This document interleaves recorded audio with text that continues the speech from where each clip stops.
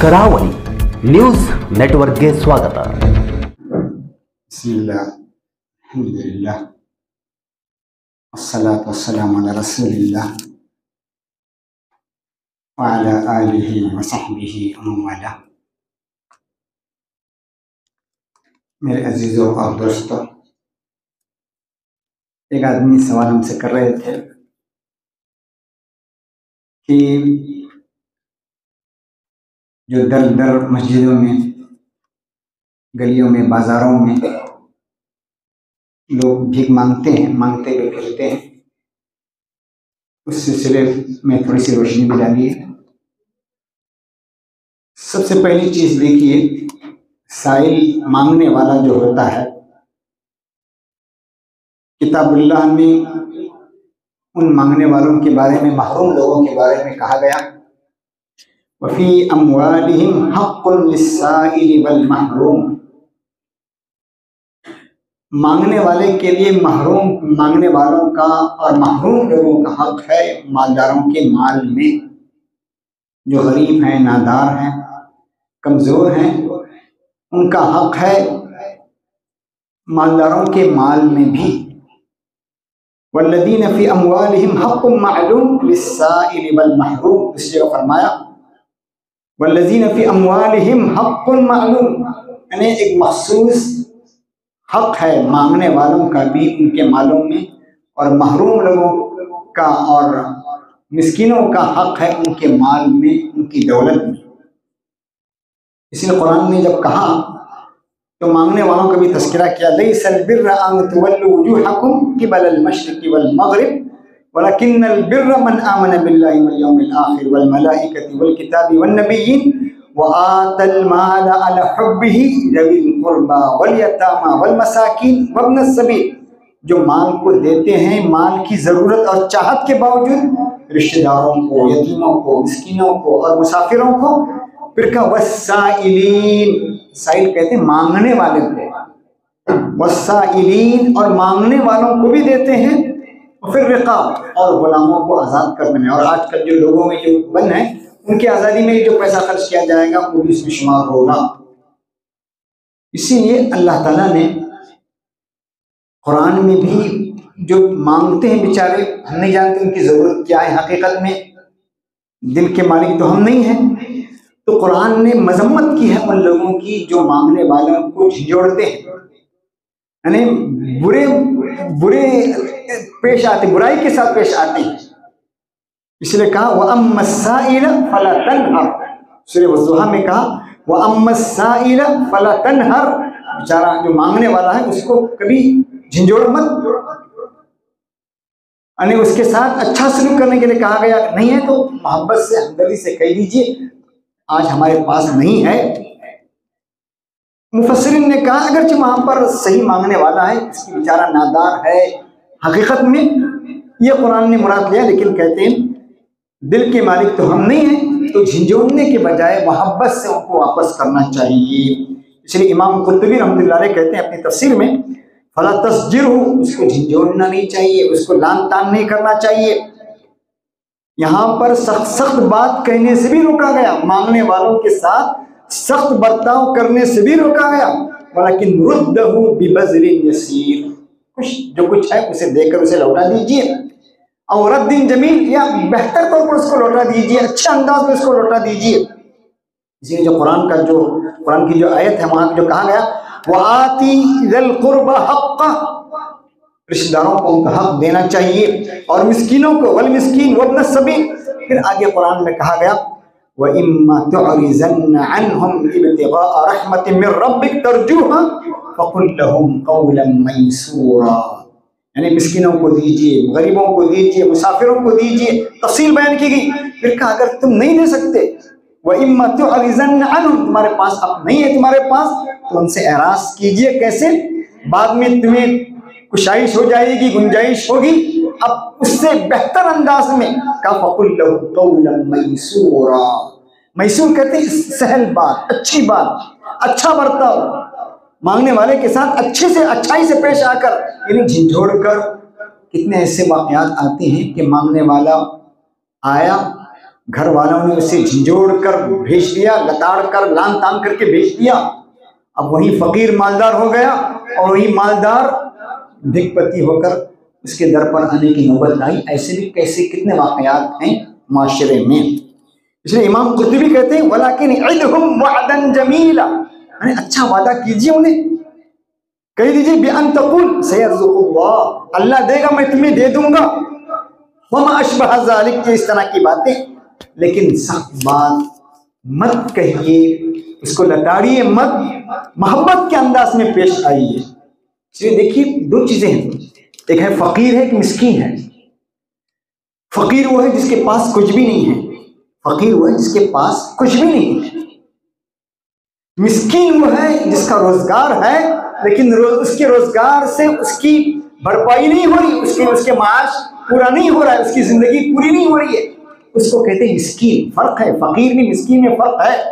اسی لیے قرآن میں سورہ کہف میں مسکین کے بارے میں کہا گیا اما السفینۃ فکانت لمساکین، رہی کشتی، یعنی کشتی کا معاملہ وہ چند مسکینوں کی تھی جو دریا میں محنت کرتے تھے. اما السفینۃ فکانت لمساکین یعملون فی البحر، یعنی خالی نہیں تھے، وہ کام کرتے تھے، محنت کرتے تھے، ان کی کشتی تھی، کشتی سے ان کی ضروریات پوری ہوتی تھی لیکن ضرورت پوری نہیں ہو پاتی تھی. اسی لیے امام ازہر جامع ازہر کے مفتی مصر نے اس آیت سے استدلال کیا کہ دونوں میں فرق ہے، فقیر میں اور مسکین میں فرق ہے. کام کاج میں لگا ہوا ہے لیکن اس کی ضرورتیں پوری نہیں ہو رہی ہیں. اس کو کہا ہے اما السفینۃ فکانت لمساکین یعملون فی البحر فاردت ان اعیبها وکان وراءهم ملک یاخذ کل سفینۃ غصبا. یعنی کشتی کا معاملہ یہ کہ وہ چند مسکینوں کی تھی جو دریا میں کام کرتے تھے، میں نے چاہا کہ اس کو عیب دار کر دوں، اس لیے کہ ان کے پرے ایک بادشاہ تھا جو تمام کشتیوں کو زبردستی غصب کر رہا تھا. اسی لیے حدیث میں فرمایا گیا، اگرچہ بعض علماء نے اس حدیث کو ضعیف کہا ہے، بعض نے صحیح کہا ہے، اعط السائل، مانگنے والے کو دے دو، وَإِن جَاءَ عَلَى فَرَسٍ، اگرچہ وہ گھوڑے پر سوار ہو کر آئیں. مانگنے والا گھوڑے پر سوار، آج کا سمجھیے کار پر آ رہا ہے، سمجھیے مانگنے والے کو دے دو اگرچہ وہ گھوڑے پر سوار ہو کر آئے. مشہور حدیث ہے، متفق علیہ حدیث، بخاری اور مسلم کی حدیث، متفق علیہ حدیث ہے. ایک آدمی مال لے کر نکلتا ہے، رات کے وقت زانی کو دے دیتا ہے. لوگ چرچا کرتے ہیں صبح سویرے، ارے فلاں نے زانی کو مال دے دیا، زنا کرنے والی عورت کو مال دے دیا ہے، زنا کرنے والے عورت کو مال دے دیا ہے. پھر دوسری رات چلا گیا، نکلا، چور کے ہاتھ میں مال دے دیا. صبح چرچا ہوا، فلاں مالدار نے چور کو مال دے دیا. پھر تیسری رات کو نکلا تو مال لے کر نکلا اور پھر دے دیا تو مالدار کو دے دیا. چرچا ہوا، حدیث میں آتا ہے وہ تینوں لوگ کو راہ راست مل گئی.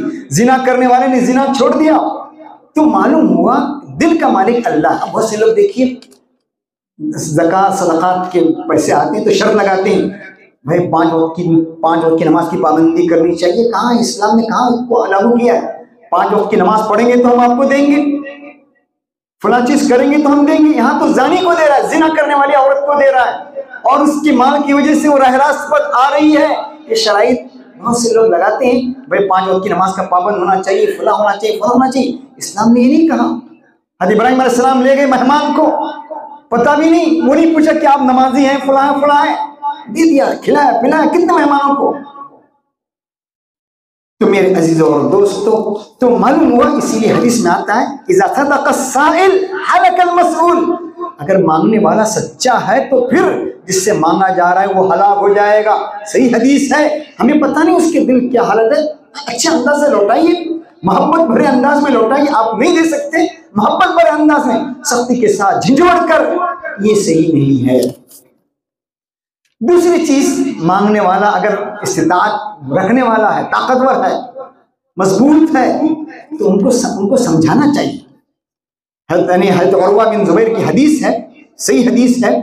حکیم بن حزام کہتے ہیں میں نے اللہ کے نبی سے مانگا، سألت رسول صلی اللہ علیہ وسلم فأعطانی، اللہ کے نبی نے مجھے دے دیا. ثم سألت، پھر میں نے مانگا، پھر آپ نے مجھے دے دیا. دوسری روایت میں آتا پھر مجھے دے دیا. پھر اللہ کے نبی نے کہا اے حکیم ان ھذا المال خضر حلو، یہ مال تو بڑا سرسبز و شاداب ہے، دل کو موہ لینے والا ہے، ضرورت کے مطابق اگر کسی نے لے لیا بورک لہ بورک لی فی، تو اس میں اس کو برکت دی جائے گی، اور اگر حرص اور لالچ میں لے رہا ہے لم یبارک لہ فی وکان کالذی یاکل ولا یشبع، جو کھاتا ہے اس کی مثال ایسی ہے، ضرورت کے بغیر لینے والے کی مثال ایسی، کھا رہا ہے اور آسودہ نہیں ہو رہا ہے۔ پھر فرمایا الید العلیا خیر من الید السفلی، اوپر والا ہاتھ نیچے والے ہاتھ سے بہتر ہے۔ میرے عزیزو اور دوستو، ہم دیکھتے ہیں کہ مانگنے والے مانگتے ہیں، ان کی وجوہات پر بھی آپ غور کیجئے، ان کی وجوہات پر بھی آپ غور کیجئے۔ آج کل بہت سے لوگ کمانا، محنت کرنا نہیں چاہتے، وہ چاہتے ہیں کہ بھائی رہیں گے فلاں جگہ، رہیں گے فلاں اداروں میں، رہیں گے چھوٹی سی نوکری ہوگی، ہمارا گزارا کیا ہو پائے گا، تو پھر ہاتھ پھیلانے لگتے ہیں، بھیک مانگنے لگتے ہیں۔ اس کے اسباب بھی ہیں، اس کی وجوہات بھی ہیں، غور کیجئے، یعنی ذمہ داروں کو، ادارے والوں کو بھی غور کرنا چاہیے، ہم فقیری کو بڑھا رہے ہیں یا کم کر رہے ہیں؟ ان کی ضرورت کے مطابق، ان کی ضرورت کے مطابق اگر کفالت ہوگی تو پھر ہاتھ پھیلانے کی ضرورت پیش نہیں آئے گی۔ تو معلوم ہوا ایک بیکاری بھی ایک وجہ ہے، اور بیکاری کی وجہ یہ ہے کہ آدمی چاہتا ہے کہ میں جاب پر رہوں گا تو مجھے میرا حق نہیں مل پائے گا پورے طور پر، تو بھیک مانگنا ہوتا ہے۔ تو ایسے لوگوں کو رکھیے، اچھے معاش کا انتظام کیجئے، بزنس میں، تجارت میں لگائیے، انہیں وہ چیزیں دلائیے جس سے وہ محنت مزدوری کر سکیں۔ ان سب چیزوں پر بھی غور کرنا چاہیے، معاشرے کو بھی غور کرنا چاہیے۔ دیکھیے کہتے ہیں یہ 55% بچے بھیک مانگنے پر مجبور ہوتے ہیں آج کل۔ کتنے؟ 55% بچے۔ کیوں؟ ماں باپ مجبور کرتے ہیں انہیں، گھر کا گزارا نہیں ہو پاتا، اولاد زیادہ ہیں، بچے زیادہ ہیں، مجبور ہو، گھر کا گزر بسر نہیں ہو سکتا، تو اولاد کیا کرتی؟ ماں باپ دریزہ گری اور گدا گری اور بھیک مانگنے پر بچوں کو مجبور کرتی ہے۔ تو 55% بچے بغیر تعلیم کے بھیک میں لگے ہوئے ہوتے ہیں۔ تیسری چیز یہ بھی ہے کہ خاندانی کشمکش، میاں بیوی کے تعلقات میں ناچاقی، نا اتفاقی اور طلاق وغیرہ، خلا، ان کی وجہ سے بھی بہت سے بچے بیچارے مجبور ہو جاتے ہیں، بھیک مانگنے پر مجبور ہو جاتے ہیں۔ میرے عزیزو اور دوستو، آپ غور کیجئے، اور ہمیں دوسرے معاشرے سے لینا بھی چاہیے۔ حضرت عمر بن عبدالعزیز کا حال دیکھیے، حضرت عمر بن عبدالعزیز کے زمانے میں لوگ کوئی زکوٰۃ لینے والا نہیں ملتا تھا، زکوٰۃ لینے والا کوئی نہیں ملتا تھا، زکوٰۃ کے مال، زکوٰۃ کے روپیوں سے چیزیں خریدی جاتی اور جنگلوں میں جانوروں کو کھلائی جاتی تھی۔ ایسا معاشرہ جہاں زکوٰۃ لینے والا کوئی نہیں، ہاتھ پہلانے والا کوئی نہیں۔ اس کی وجہ یہی تھی کہ پورا سرمایہ داروں نے کفالت کی اور انہیں کام دلایا اور اچھا معاشرہ پیدا کیا، کوئی ہاتھ پہلانے والا نہیں تھا، یہ حال تھا۔ میرے عزیزو، ہمیں دوسرے معاشرے پر پہ غور کرنا چاہیے۔ آج ہم چائنا کو دیکھیں، چائنا کا حال دیکھیے۔ فروری 2021 میں چائنا کا وزیر اعظم، چائنا کا صدر اعلان کرتا ہے کہ اس ملک نے 800 ملین لوگوں کو، کتنے؟ 800 ملین لوگوں کو فقر سے اوپر اٹھایا ہے، یعنی خوشحال بنایا۔ 800 ملین لوگ فقیر تھے، ان کو غنی بنایا، مستغنی بنایا۔ اور 832 شہروں کو جہاں فقر و فاقہ تھا، فقر و فاقے سے اس کو اوپر اٹھایا۔ 832 شہروں کو اور 1028 قریوں اور دیہاتوں کو وہ غریبی کی فہرست سے نکال دیا۔ غور کیجئے کہ مسلم ممالک کا حال یہ ہونا چاہیے، اسلام کی چیزیں ہیں تو اتنے معاشرے کو خوشحال کیا ہے۔ اسی لیے مشہور چینی مثل ہے، لا تعطینی سمکا، مجھے مچھلی مت دو، ولیکن علمنی کیف اصطادھا، مچھلی شکار کرنے کا فن مجھے سکھاؤ۔ تعلیم، ایجوکیشن، آج اس پر پیسہ خرچ نہیں ہوتا، تعلیم پر، ایجوکیشن پر، بچوں کو پڑھانے پر، انہیں معاشرے کو مضبوط کرنے پر، اس پر توجہ نہیں ہوتی۔ ماہرین کہتے ہیں ان کی چائنا کی ترقی کی 2 وجوہات بیان کرتے ہیں۔ ایک وجہ یہ ہے کہ اس نے اپنا پیسہ، اپنا مال، ایک تو اس نے تاریخ سے انتقام لیا ہے، اس نے تاریخ سے بدلہ لیا ہے۔ چائنا بھی ہمارے اپنے ملک کی طرح سامراجیت کے انڈر میں تھا، برطانیہ اور جاپان کے ماتحت تھا، جاپان ان کے اندر، وہاں ان کی سامراجیت تھی۔ ان کا حال یہ تھا، ہوٹلوں، ان کے اپنے ہوٹلوں میں جلی حروفوں میں، بڑے حروف میں لکھا ہوا ہوتا تھا، ان ہوٹلوں میں کتوں کو اور چائنیز لوگوں کو نہیں لیا جائے گا، داخلہ ممنوع ہے، کتوں کا اور چائنیز لوگوں کا داخلہ ان ہوٹلوں میں داخل ہونا ممنوع ہے۔ انہوں نے تاریخ سے انتقام لیا، تاریخ سے بدلہ لیا، ترقی کی، حتیٰ کہ انہوں نے اپنی ان کی سامراجیت کی زبان تک کو بھی ٹچ کر دیا، تہذیب، کلچر، ثقافت، ہر چیز میں۔ آج غریب ممالک کا حال یہ کہ فخر سمجھتے ہیں انگریزی بولنے پر، ان کی ادارے، ان کی تعلیمی اداروں پر، وہاں تو عیب سمجھتے ہیں کہ انگریزی بولنا بھی۔ ایک واقعہ ابھی کا تھا، ایک بیمار ہوا آدمی، پھر چائنیز ڈاکٹر کے پاس لے گئے اس کو۔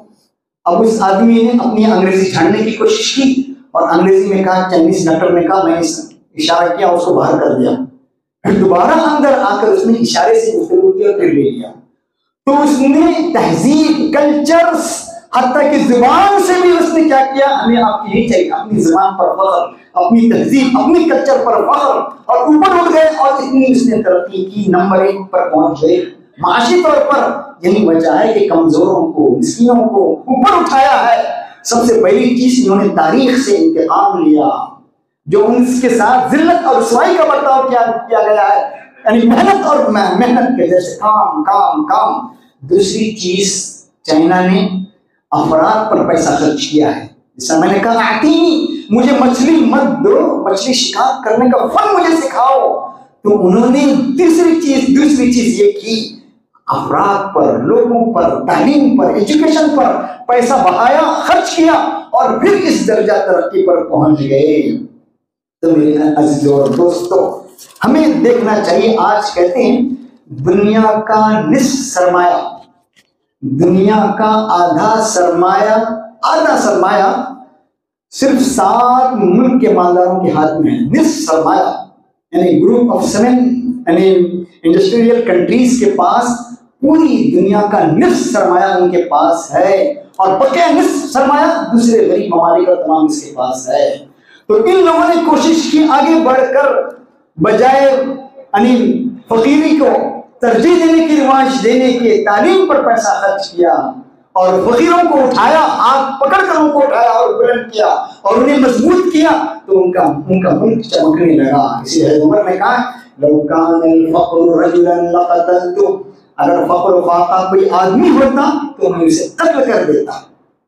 اور جس طرح ڈاکٹر حمید اللہ صاحب نے لکھا ہے، یعنی پسماندہ زمانے میں، یعنی انحطاط کے زمانے میں لوگوں نے ایسی حدیثیں گڑھی ہیں، ایسی حدیثیں تیار کی ہیں جس میں فقر و فاقے کی تعریف کی گئی، غربت کی تعریف کی گئی، اور کہا گیا الدنیا جیفا، دنیا مردار ہے اور اس کا طلب کرنے والا کتا ہے۔ اس طرح کی حدیثیں گردش کرنے لگی اور مسلمانوں کو بجائے آگے بڑھانے کے اور پیچھے کرنے لگی۔ توکل کے نام پر معاشرہ توکل کو ترجیح دینے لگا، خود محنت مزدوری کرنے کے بجائے بھیک پری ان کی زندگی گزرنے لگی۔ تو میرے عزیز اور دوستو، ہمیں غور کرنا چاہیے، معاشرے کو اوپر اٹھانے کی ضرورت ہے۔ اور اللہ کے نبی نے خود کہا، لو کان الفقر رجلا، اللہ کے نبی نے فرمایا، کاد الفقر ان یکون کفرا، قریب ہے کہ فقر و فاقہ انسان کو کفر تک لے جائیں۔ آج ہم کہتے ہیں کہ بہت سے مسلمان اپنے مذہب بدل رہے ہیں، عیسائی لوگوں کے مذہب میں آ رہے ہیں، فلاں مذہب کے آ رہے ہیں، مال اور سرمایہ کی وجہ سے۔ کیوں؟ ان کا حال فقیری اور غربت جب عام ہوگا تو لوگ اپنے مذہب کو ترجیح دیں گے، جس طرح اللہ کے نبی نے کہا، قریب ہے کہ فقر و فاقہ انسان کو کفر تک لے جائیں۔ پھر اس طرح کے شکیل اور نہ جانے ایسے لوگ جو اٹھیں گے گمراہی پھیلانے والے، ان کے ہاتھوں لگ جائیں گے اور پھر اسلام تک سے محروم ہونے کے امکانات ہیں۔ اللہ تعالیٰ مجھے بھی آپ کو بات کرنے کی توفیق دے۔ وآخر دعوانا الحمد للہ رب العالمین۔